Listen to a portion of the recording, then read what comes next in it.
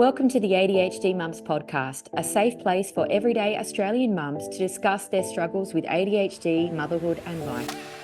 Hello and welcome to the next episode of ADHD Mums. My husband and I have been counting down the days that we can speak to Jen because of some of the fighting that we have in our house. If you don't know who Jen is the mum of 4 boys. She's a social worker and leading parenting educator who has worked with more than 40,000 parents privately and also through her role as an obstetric social worker at the Mater Hospital in Sydney. Jen helps families face-to-face and via online workshops, as well through her 110,000 social media followers via Instagram, Facebook and TikTok. She's also the co-host of Beyond the Chaos with Amy Gerard, who I rave about Amy constantly. She's also the author of a newly released parenting Bible, Little People, Big Feelings, via Pan Macmillan Australia. So welcome to you, Jen. Thank you so much for having me. I've been excited too. Yeah, this is going to be great. So we have just finished up the school holidays here in Queensland, and the sibling fighting has definitely impacted our levels of happiness, to say the least. We just kick off straight away. So Jen, first up, elephant in the room. People on this podcast will be thinking that neurodivergent children are so much more harder than neurotypical ones. I was wondering, do you think they're harder? What are the differences? 100%. I think they're harder. And one of my aims when I wrote my book was really not just delivering a Bible that could help parents of neurotypical children, but something that would assist parents of neurodivergent children.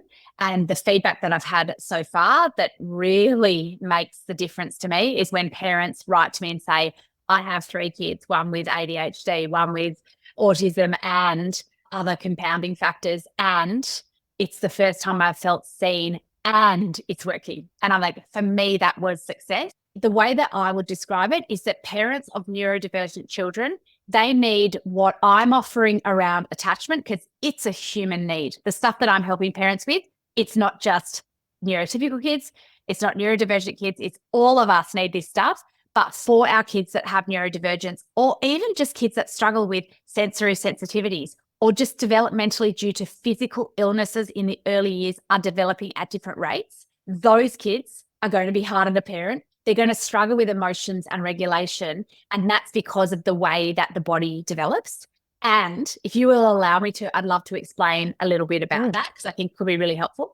So I might have someone come to me with a child, like it might be with neurodivergence, it might not be, it might be just sometimes we talk about deep feeling or highly sensitive kids, but that child may be struggling more than others with regulating through transitions, with sibling fighting, with coping with disappointment, with settling at night, the way that we form.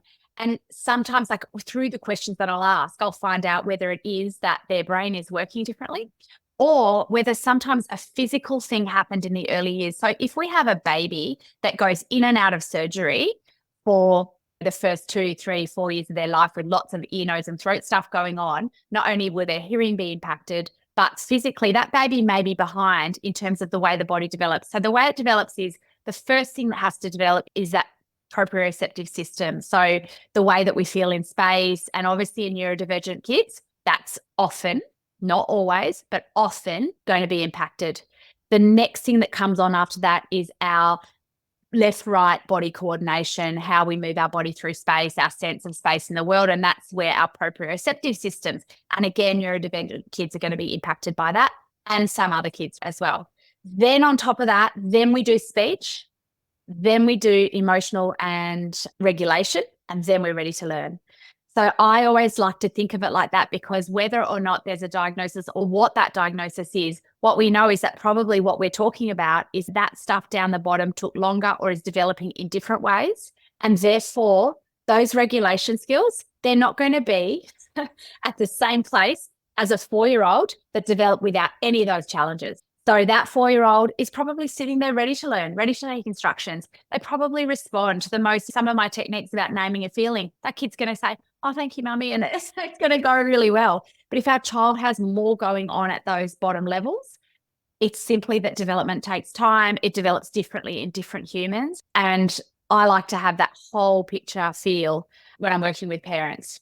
I think it's great because sometimes I think as mothers of neurodivergent kids, it can feel like a bit of a defense or a bit of a barrier when you sometimes get those looks in the shops. I suppose there's a whole thing around bad behavior, and I'm air quoting bad behavior, where it's like they just need more discipline. You're catering to them too much. It's not necessarily the case at all. What do you think around the awareness when you're parenting to know whether you're dealing with neurodivergent children or not? Because I think that can be a barrier. For example, me spending 90 minutes trying to get my daughter to put on socks and shoes for school, not knowing that there was a sensory issue. Very different parenting style. And I regret that year. I feel really bad about that now because I thought I'd had to push her harder. And now when I see it, I definitely react differently because I'm aware. How do you think that plays out in terms of parenting and knowing what to do? My personal mantra when it came to me parenting my boys was like, I'm really open to help. If something is feeling like it's not working, my personality style in terms of just my own parenting has been, I want help with that. If I had trouble feeding, I'm like, I want a lactation consultant. I want some help with that. If my child was struggling with speech or development or regulation, or it was taking an hour and a half to put the shoes on, I guess the thing I would say to parents who are wondering, is this me? And this is right. I've wondered with all of my kids, is there more going on here? And I think that's a really normal thing to ask that question. But I guess how we know when we're at the point of asking for help or putting our hand up and checking something out, is this working for me? Is this working for my child?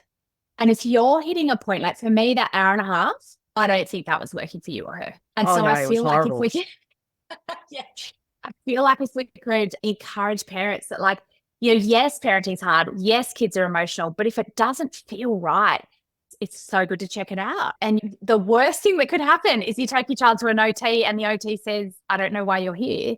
I actually believe all kids could benefit from OT. I believe that OTs are a way for us that could prevent a lot of our kids from winding up in a psychologist's office at 13 or 16. I really believe that OTs are teaching us as parents how to do a lot of what we need to do in terms of understanding that sensory world. One of the things that neurodivergent kids have in common with the average toddler is that the average toddler struggles to manage their body and space and is learning about proprioception and emotional regulation. And so the average toddler, like all parents get that. The only thing is for a parent with a neurodivergent child, it's bigger, it's longer, and you just burn out because long beyond the stage that all the other kids outgrew those behaviors, you're still dealing with it. And that's what I think is exhausting. Is that your child at 5, when all the other kids have settled, or at 7 or at 9, is still struggling with the socks or with anything. Yeah, absolutely. I completely agree. I love the fact that you point people to OTs because, yeah, they can be brilliant. And if they point you in a direction that leads to an answer, even if it's just a nudge, they don't have the answer, Yeah. but they just nudge you that this is probably developmentally not appropriate, then you could end up at a clinical psych's office or a pediatrician and a year later. And that's just the nudge that you needed. Totally. Back onto sibling rivalry. One of the reasons that I got you on the podcast was that ADHD, we do know that the standard things are kind of like lack of impulse control or inattention, emotional regulation, and hyperactivity. If you look at that as a time of a recipe, and then you've got, let's say, 3 kids, 2 kids, maybe you've got adults in there as well, everyone's in the mix, and they're possibly saying things or flying off the handle and running off. It can be a really chaotic environment to be in. I believe that my children are probably more lack of impulse control and hyperactive than inattentive, in my opinion. So they do have a habit of touching each other more so than others and getting more angry than a neurotypical child would do. My 8-year-old and 6-year-old, I had all of my kids close together with the hope that they would create relationships, be friends, which I think honestly I should have prioritized my body and had them further apart because they're not really very friendly with each other anyway. But the 8-year-old and the 6-year-old, so Gigi and Gus, particularly don't like each other. It's not a phase. They've hated each other for years. And they physically fight down to the death, as do my boys constantly. We just went over for Easter on a break, and I said to my husband at the end of one of the days, if Gigi and Gus could just be civil, I think this could have been an okay holiday. But the fact you have to separate constantly, they scream at each other constantly, but we're at a point where we just don't know what to do. Yeah. Okay. I have so much I want to say here. I don't even know where to begin, but I'm going to begin. So first of all, I just want to touch on a couple of things you said around their diagnoses and that impulsivity, as well as the touching each other. So there's a couple of things there, and you would probably know as well as I know that what we're seeing underlying those diagnoses is that touching each other is seeking out. So all of us are on a spectrum as humans. As you know, Amy Gerard touches all her friends' hair. Your kids are seeking out that proprioceptive input by touching, which there is an element there that there is a skill that we do learn on an OT's office or floor of emotionally coaching. I can see you want to touch. Can we get that input another way and not your sibling? Then we've got the fact that they're impulsive, which kids go well when they can. And looking back to what we said earlier, that development, they're just not there. That ability to regulate that emotion and choose a different option other than hitting their sibling or lashing out is not available to them yet because of the way their brains are developing and still developing and continuing to develop. And they're going to get there. So we've got these kids with extra challenges in your situation, and that makes it so much harder. And I just want to acknowledge that. And it probably does feel like you're failing. And it probably feels like they hate each other. I heard you say that. They do. I don't believe they do. I am back in this relationship. I don't think we can call it yet. There are two reasons why. One, they've got all these challenges that are getting in the way of them going well. If these kids didn't have challenges, it's like, why would we be difficult by choice? We don't choose to be difficult. We don't choose to have a difficult relationship with a sibling. That's not a good choice for anyone. So I don't believe they choose that. I believe there's no option in their case. And so first of all, so hard on you, but second of all, that compassion for them, which is like, you guys struggle so much to regulate. And because they've both got challenges, right? It just means it's a perfect storm. There's that going on. And knowing that doesn't mean it makes it any easier for you, but it does help you to say that may not be their relationship yet set in stone. These are kids with challenges that mean their ability to regulate into a smooth sibling relationship is probably behind that of other kids. So they might get there. True. They may not. We don't all get on with our siblings. But let's go back to attachment. Out of any of this, I want to just talk about attachment. So it is normal for siblings to compete for connection with their primary caregivers. We are fully reliant on two primary caregivers for 25 years, right? And the way that we develop our ability to handle conflict and negotiation, which your kids are going to struggle with more than others because of the impulse control issues, right, is through sibling fighting. So maybe what they're doing is in part what they need to develop themselves, but also it makes so much sense that they want to compete for the connection and attachment with you. If I can, I want to tell a story. Yeah, go for it. My eldest, I think in hindsight, and if you've read my book, you would know he really struggled when that second baby came along, who had reflux and a lot of physical complications for a couple of years. And in hindsight, what I wish I'd known was that he was really competing for connection and attention and anything he could get with this baby, which makes so much sense from a developmental level. But this carried on into their relationship, and I would see him constantly look for any opportunity. My second son would say the sky is blue, and my older son would say, no, it's red. Like, you're wrong. Like, any chance. He is also quite impulsive, struggles with controlling his body at times, and all of that.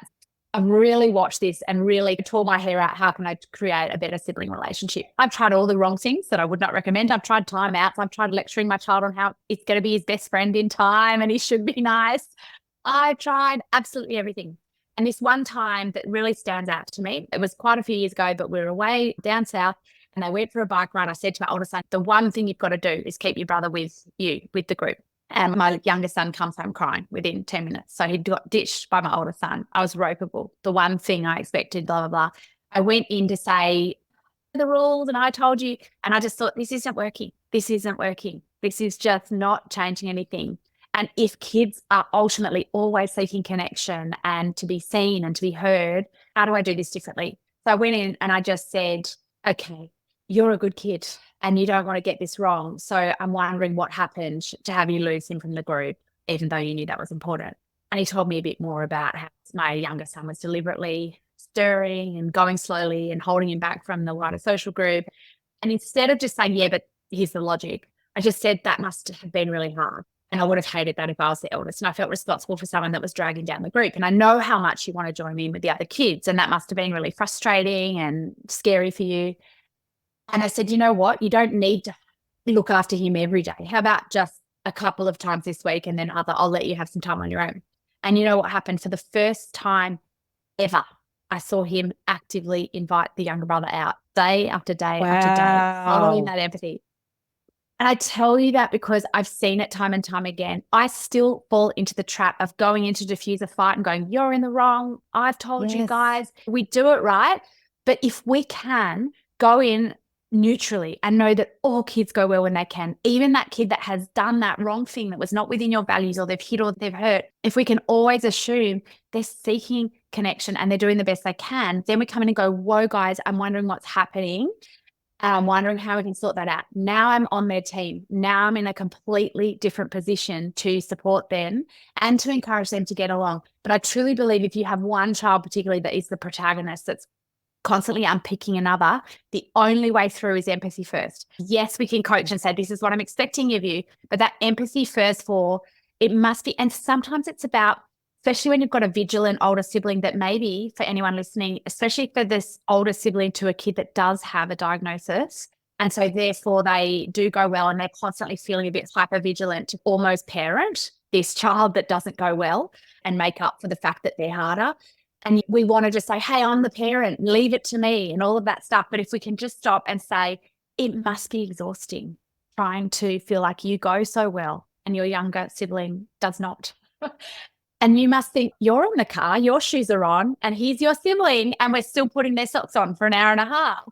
That must be hard. And if we can come in, I truly believe, where they feel seen in their role in just trying to find their place in their connection with us, then everything goes better. And then it is about the way we diffuse fights.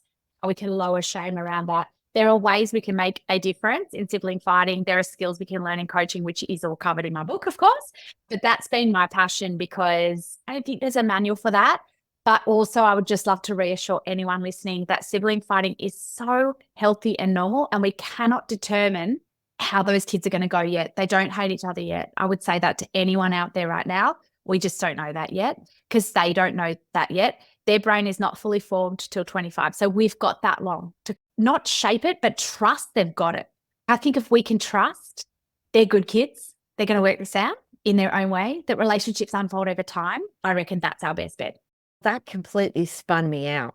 That was pretty amazing. I'm going to say I was trying to keep my expectations low because I don't want to expect that Jen's going to fix my problems that I've had for a long time in the first 15 minutes. That whole thing could possibly be it, because it's a similar thing. Like, it's sky's blue, one will say it's green. They actively will try not to get along, it seems to me. But then there's elements to what you've said where my daughter is the eldest of two little boys, and she says constantly that they ruin her life.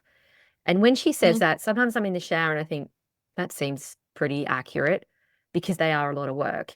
And in the past, thought it was my middle son, and he is an antagonist. That's his personality. He does like to stir the pot. But I've noticed that when he actively tries to get on with her, and he does, so you are right, there's not pure hatred. It's elements of, there's some behavior that looks like hatred, but you're right, it's not complete hatred yet. He will attempt to get on with her, and I in the past had really pinpointed, I thought it was him. But as he's improved, I've noticed that she actively doesn't want to get on with him, it seems. And then I've spoken to her about it, but I think I haven't spoken to her about it in the way that you spoke about in terms of empathy, and actually how hard that would be to be her, because it wouldn't be far off being me, because it's like everything you start, they ruin.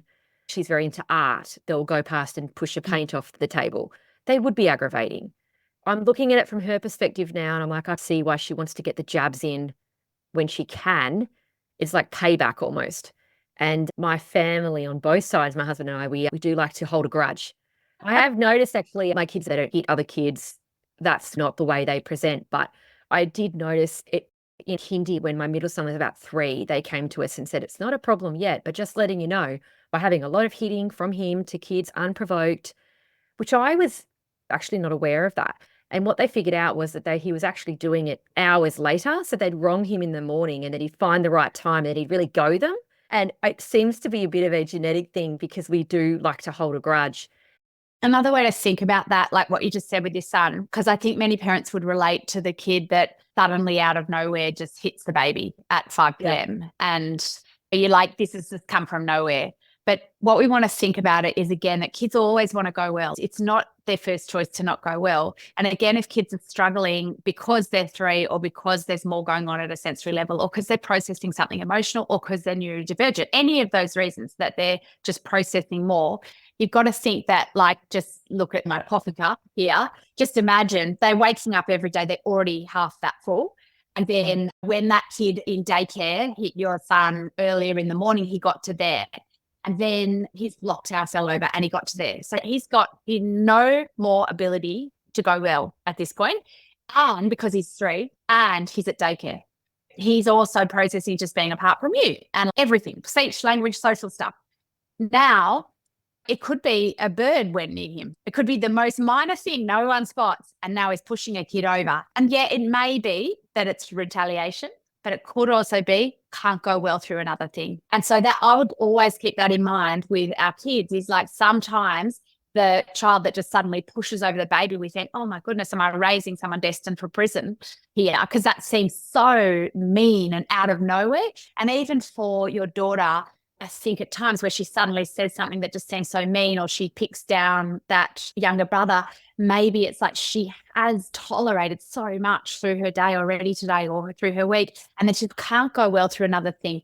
And I think if we can view that their behavior, or in her case, the thing she says is her way of saying, I'm not okay. And our instinct can be, for a lot of us, your kid might come up and say, you love my brothers more than me, or they might say, they've ruined my life. And our instinct, and so often we might even say, I hear you, but you have to love family. It's not a real hearing them. It's not real empathy, because it's okay, I get that they're hard, but they're your brothers. We haven't really heard someone if we do that. Whereas if we stop and go, and this feels really scary to do. So I want to acknowledge this can feel really hard at the time, but if you hated your brothers sometimes because it feels like they ruin your life, that would make sense. I think it can be really hard when the things you care about get knocked over and ruined. That would be really frustrating, and it might make you feel like your needs matter less than them sometimes even. And I would really understand if that made you feel hungry or sad. And then we hang there in this really uncomfortable space, which for us as parents feels terrifying, because we're worried that what if we make this worse? What if we're naming the unnameable? What if that makes the hate real? Or we've just named it and now she hates them. That greatest fear we have, that our kids will never get along. But what I really believe happens is we've now named it. We're now on our child's team. We're sitting alongside them with our arm next to them in a metaphorical sense and a physical sense, saying, I believe in you. And that feeling makes sense. We've named it. Therefore, we've now got a frontal lobe that can latch on top of that and make sense of it. We go so much better when we're not alone. And for our kids, there's a lot of shame in feeling, I hate my brothers, but it's a really normal feeling. You get to hate your brothers and love your brothers. And actually, I think we free our kids up to then find that love and connection if we can believe in the love, if we can believe in the best. And I think that's our job, is to carry that hope and belief. You guys are going to get there. It's normal. This is all normal. I would be really frustrated too if I was the eldest kid to these 2 boys that muck your stuff up. I bloody hate it. In fact, let me tell you a story about when my brother ruined something of mine. And oh my gosh, I punched him in the stomach. And that wasn't the right thing to do. But gosh, I felt angry. We can hold that belief while also relating. And if we can hang in that discomfort, that's 90% of it. We've then got an ability to coach. We can then say, look, I get it. So what's a better way of dealing with your brother than constantly picking him down? What about you come up to me and let me know when you're just finding like you can't go well, and I'll give you a cue. I'll give you the chance to go be in your room away from them, and I'll keep them away. So we're coming onto our child's team. It's funny because when you've said that, I have all these clues from what she's been saying to me that I haven't been putting together. For example, she said to me she really loves Minecraft, but education. She doesn't like the killing. She just wants to build things. She's very creative.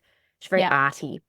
And she said to me, because I've got apps and all these parenting stuff on their iPads, so they can't have games all the time. And I have to turn it on my phone. This time I blame the timers when I turn it off myself. Everyone has their strategy. But she said to me today, I don't know why you can't leave Minecraft education on for me all the time because it's educational. And then when I've had enough, I can go into my room and I can just do education. Because she said, you know that you can trust me on my iPad. And I was thinking, I actually do know that I can trust her. And I do know that she would just do education, especially if she was told.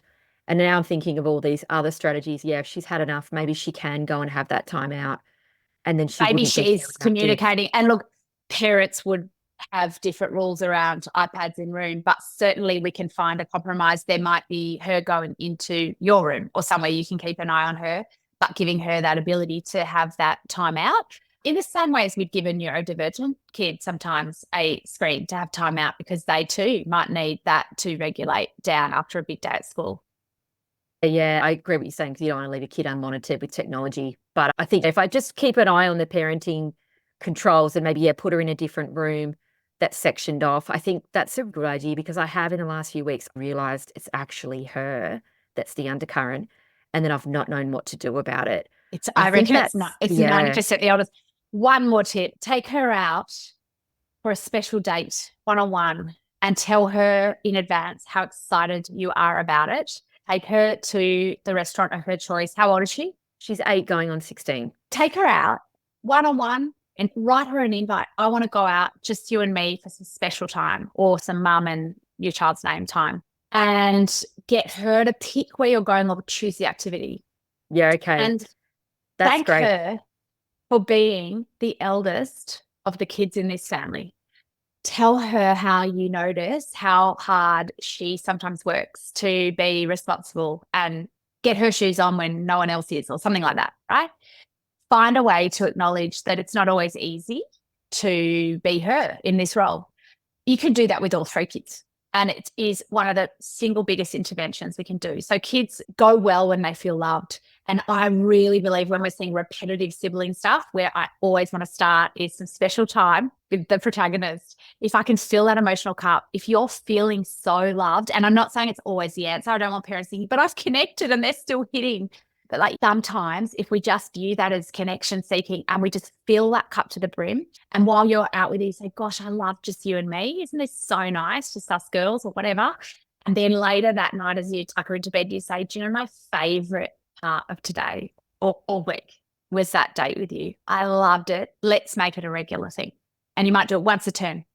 You might write her a little note and leave it under her pillow saying, thank you for, I noticed something that you did today and it made such a difference. And I'm so appreciative of you for who you are. Finding ways to just fill her little emotional cup and let her know that you see her, that you both see that she struggles sometimes to be the eldest of these kids and that you get it. And it makes sense if she doesn't always love it, but also that you just love time with her. I reckon that's one of the single biggest interventions you could do in terms of having behaviour go better in your home. This has just blown my mind because my middle son, who is an antagonist, but as I said, he's made improvements. Why has he made improvements? Because I've done what you said there. I didn't know what I was doing. It was just I noticed that he would go well when we were more connected. And then I started spending more time with him, taking off into another room. And I know it's hard when you've got multiple kids, but all I do is distract the other 2, take him off into a back room and play cards with him for 15 minutes. 10 minutes, 9 to 10 minutes is all it takes. 15 is amazing. But if parents knew that just 10 minutes of concentrated time, it not just fills our child's sort of emotional needs, but it settles their systems. If they do struggle to regulate their bodies, their proprioceptive systems, just 10 minutes of connection with that primary caregiver makes them feel safe. If we feel safe, the amygdala settles, we're less likely to be impulsive. And if that's something we struggle with, that's going to be such a great intervention.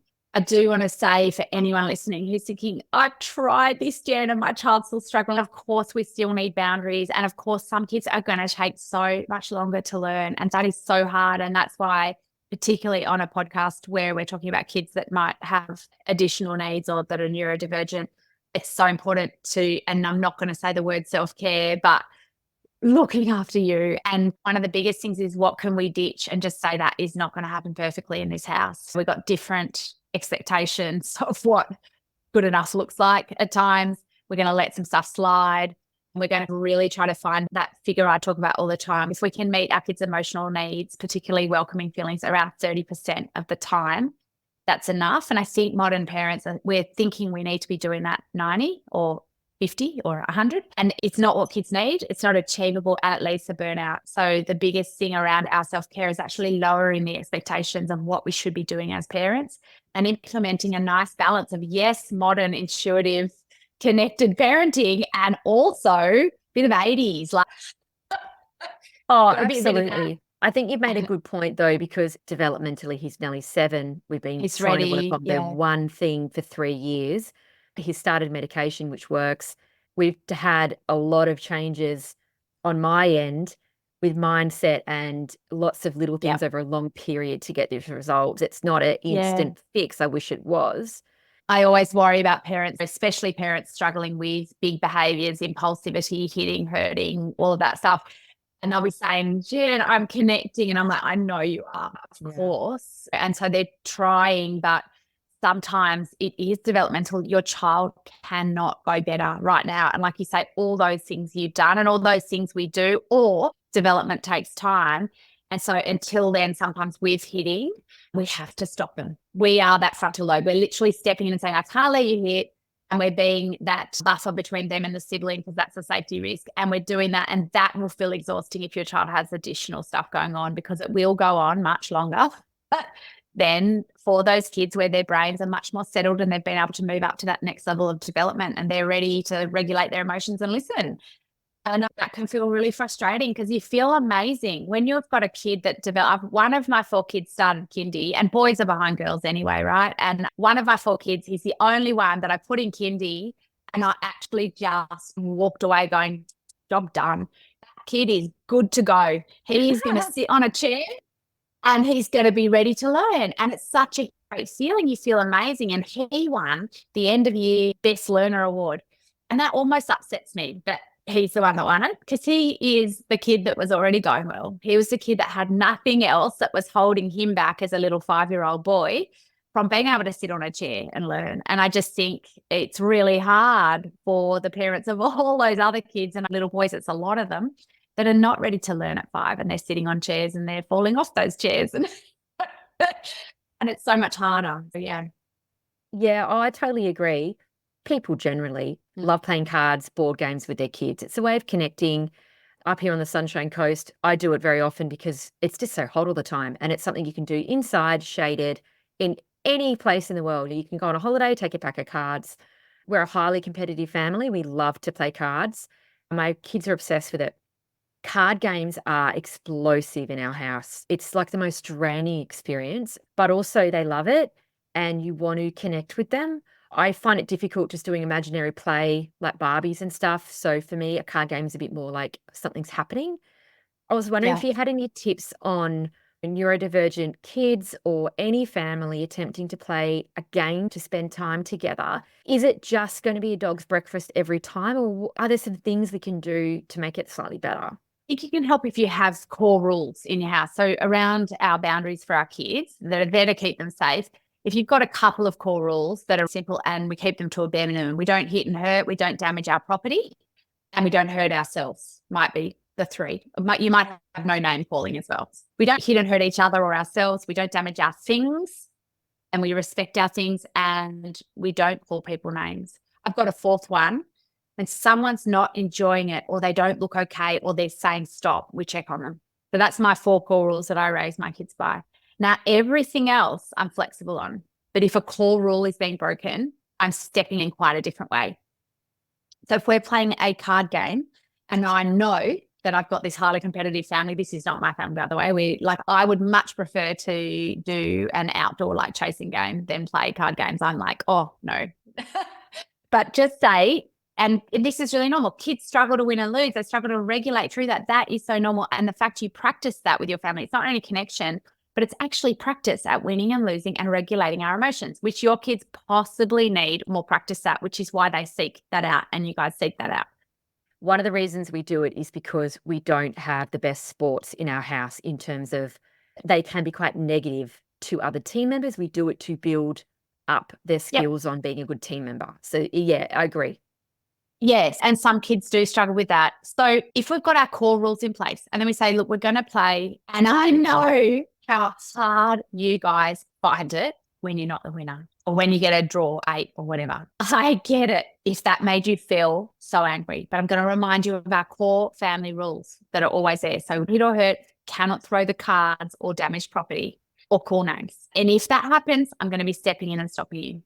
So they know in advance, they've got a chance to practice the dysregulation that comes up for them in that game in advance. And I'd be talking them through that before you even get the pack of cards out. I want to play a game, but I want to preempt that this can be really hard.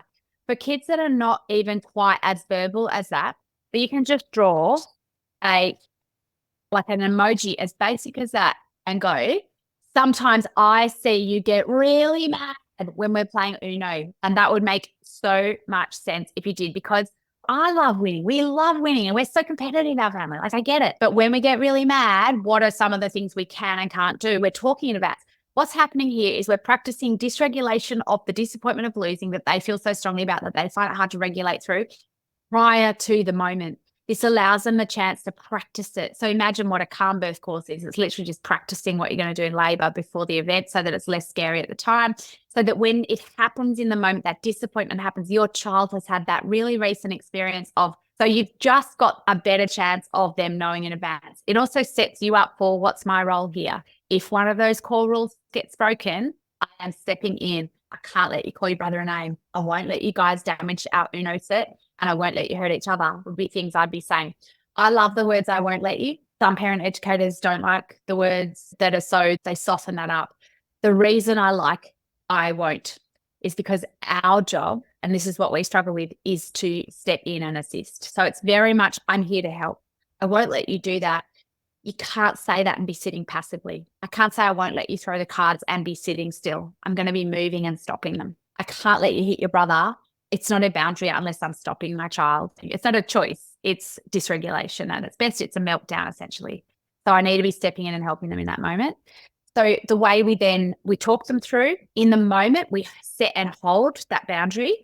And then afterwards, we've got a third opportunity to improve the card game scenario with emotional coaching. That can only happen when we're calm, we're connected. That's later, that's at night, that's the next day, that's side by side as you shoot hoops or drive in the car and you say, just thinking back on that card game yesterday, we love cards, but we can't play when your behavior breaks the core rules.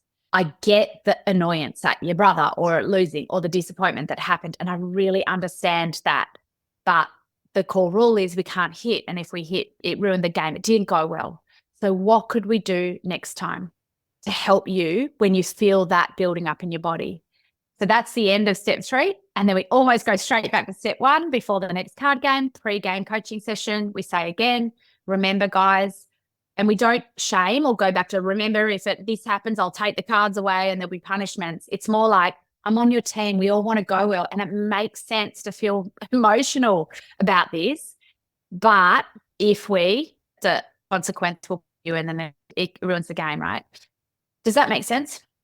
Yeah, it does. I was actually just reflecting on personal opinion here, how important I personally think it is. I'm not a medical professional around getting diagnosed and if you're open to taking medication, medicating as a mother, because what you spoke about, I think is brilliant. I just went into a bit of a reflection thinking 18 months ago, I wouldn't have been able to do that because I wouldn't have had the patience. Okay. I wouldn't have had the emotional regulation. And I'm just reflecting now thinking that coaching, that preempting is like a planning phase. It's not an impulsive phase where you get out the cards, chuck them on the thing and then wonder why it doesn't go well. You're actually talking about clearing out some time, everyone coming in regulated, speaking to everybody calmly before.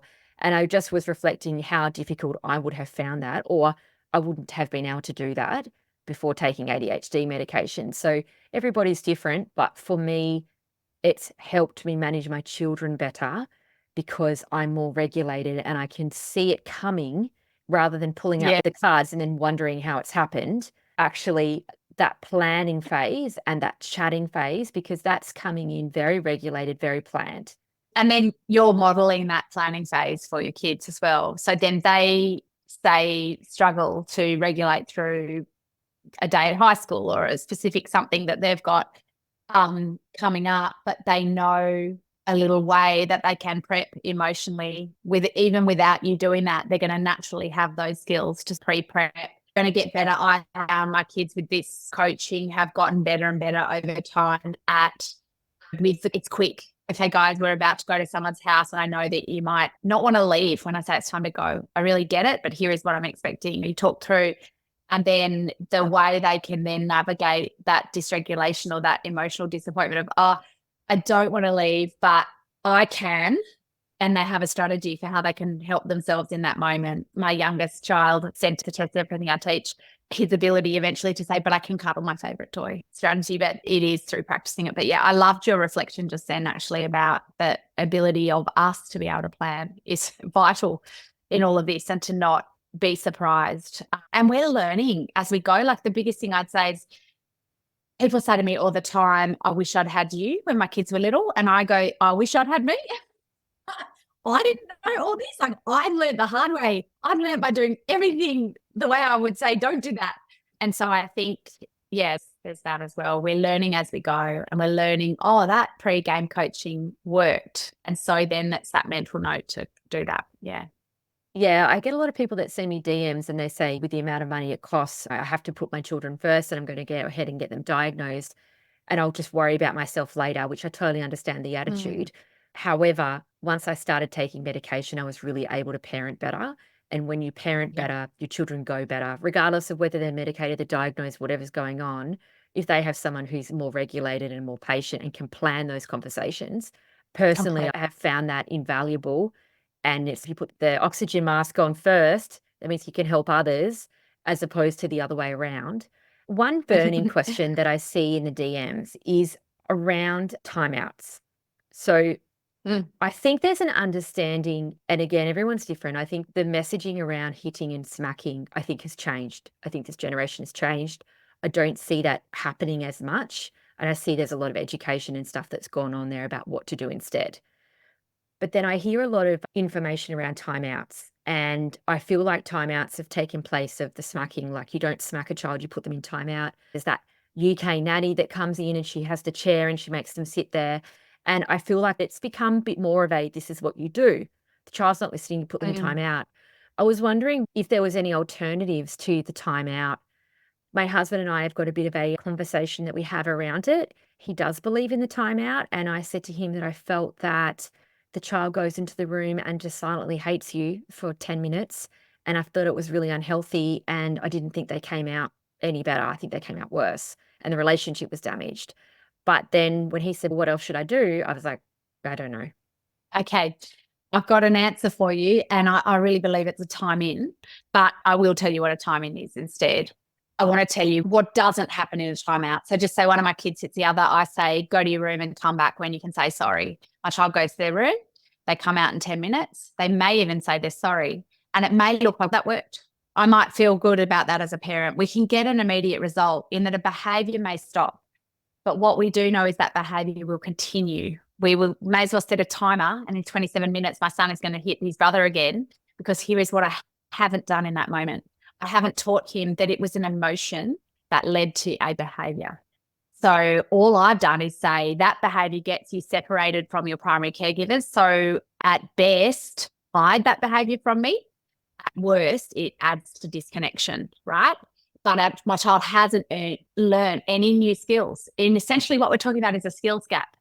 My child isn't able to regulate or make a better choice in the moment. The only way that can change is through that coaching from me. And the only way through that is something like this. My child hits their sibling. I step in and say, hey, I can see something's gone wrong. I can't let you hit. I'm going to check if he's okay. Are you both okay? I'm neutral. I'm not shaming anybody. I'm not sending anybody away with a caveat. I'm going to give you a caveat in a second. And it's messy, but as much as possible, I then do whatever I need to do to keep everybody safe, which is essentially, so it's a two-step process. I'm going to contain and bring safety back to this situation and get everybody back to a place where we can at least hear each other. And that might be moving my child to a timeout. But the important message is not go to your room and come back when you've sorted yourself out. It's I need to keep you safe. I'm going to move you here. I'm going to move him there, or I'm going to move me or the dog or whatever, so that we can get to a place of safety. And then we're going to sort this out. And I know you're a good kid having a hard time. So that we're de-shaming. In that second opportunity, my child does not get disconnected from that primary carer. So their brain is less likely to be up as far in fight, flight, or freeze as it would be if I just put them in timeout. And through the empathy I've offered and the boundary, the safety and the seenness that I offer, their brain is in a place where they've got the capacity to maybe have my coaching work. When I say, I get that your brother's annoying, can't let you hit, what could we do next time instead of hitting? And now I have a chance of, that will only take 5,000 repetitions, but I have a chance of my child actually hearing that coaching. The other thing I've done is say, I'm a safe place to come to even when you're mucking up. I'm a safe place to come to even when you're getting it wrong.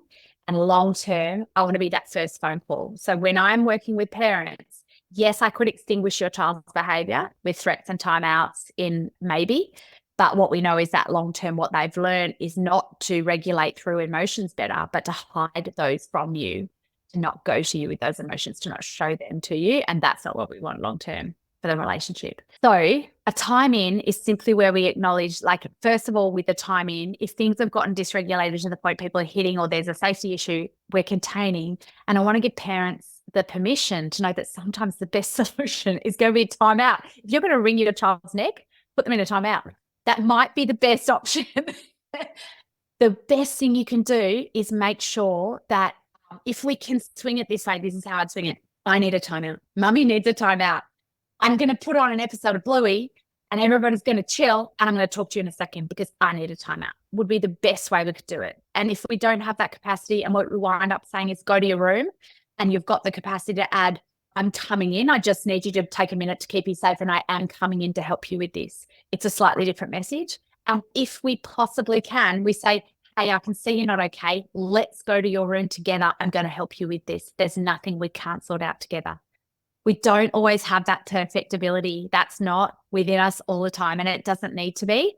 And that's why I gave lots of different examples of me stepping out, of me putting a child out. But if the underlying message is there's nothing you can't ever bring to me or show me, I am here. For some kids, they do go into a very deep shame response when they're in trouble. And so they'll be saying, go away, leave me alone. And if parents are thinking, I can never, is that a timeout? I'd be saying, look, you might be at the door going, you can see you're having a really hard time. I'm here when you're ready. Might be as close as you can get to that child in that moment without making it worse. Other children, we lean into that and say, I know you're saying go away, but I'm going to sit here on your floor until you're ready because I'm not going to leave you in this state. And that's about us being confident to be what our child needs in the moment. So that's a lot, but essentially reframing a time out to be a time in. You can use a naughty step as long as you're sitting with your child. I wouldn't call it a naughty step. I'd say, hey, I can see you're not okay. Let's sit here on this step together until we're feeling ready to go back out there, would be a time in. Does that make sense? Yeah, it does actually. I think that really makes sense. I've just got, my mind is just going so fast. That was incredible. I really am going to reflect on that over a long period. I really enjoyed that. I think that's a happy medium because I think sometimes when my hubby does it, is it better than yelling at them? Is it better than feeling just out of control? Yes, you're right. I think that probably is appropriate, but the messaging around it, we could possibly reframe. I could ask him to go check. I think we could meet in the middle there. That's about us spotting our dysregulation sooner and saying, hey, I'm stepping in sooner. Things are getting heated here. Let's cool off. Let's separate out. Let's bring things down. But obviously that doesn't always happen. And I think we need to reframe a time out to a time in. Like, I'm coming with you somewhere. And so our child loses it in a shopping centre. We get them out of there, not because they're in trouble, because that's kind. And we get them to the car and we go, whoa, you're not okay. And I'm here. This is the time in. And it's such a different experience for us. There's less shame. I'm helping you, not punishing you, is, I guess, the difference. Yeah, and I love that because I was saying that to my hubby because we've got one that always ends up in timeout and two that I don't think have ever been timed out. So it feels a bit at that one child, the middle one. But I said to him the other day, you miss that beautiful experience of when you actually go into the room and you do have time and there's two of us there, so one of us can go in. I said it's actually really beautiful to sit with him help him through it and then get the beautiful hug at the end. And he's only 6, so you get the tears on the face still and the sobbing. And then there's that moment of connection when he realizes he's not in trouble. We have a chat about it. He comes out, he tries to rectify it in whatever way it is. And you're closer in that you've helped him rather than the punish. That's what I think I was having trouble with my hubby. I was like, but you're missing out. Yeah, and I agree. But we're all at a different place in our journey or what we're capable of doing under pressure because of our family of origin. So his story is different to yours. His strengths are different to yours.